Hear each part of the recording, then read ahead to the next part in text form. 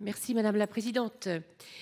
Compte tenu des rapports très sévères, il faut bien le dire, sur ce dispositif que constitue le pass culture, pour justifier de son maintien et de la dépense publique à haut niveau, en effet, Madame la Ministre, il était plus qu'urgent de le reprendre en main. Moi, j'insisterai sur deux sujets, deux critiques qui ont été émises par notamment la Cour des comptes, qui est l'absence de sélectivité des offres et l'absence de sélectivité des bénéficiaires. L'absence de sélectivité des offres, ça a été évoqué. Moi, j'étais très surprise de découvrir qu'on avait dépensé pour 16 millions d'euros pour des escape games. J'ai rien contre les escape games, les jeux intelligents, les nouvelles technologies, mais je crois qu'il ne faut peut-être pas confondre culture et divertissement.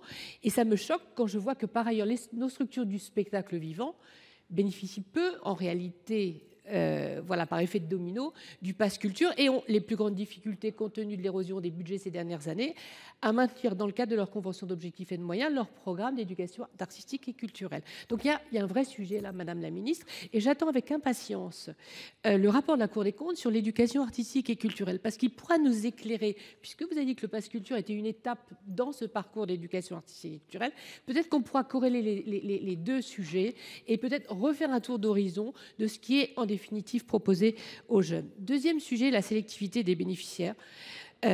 Forcément, on n'a pas inscrit dans les présupposés les droits culturels, qui auraient bien dit, sont dans la loi, qu'il fallait aller toucher tous les publics, éloignés géographiquement, intellectuellement, économiquement, culturellement.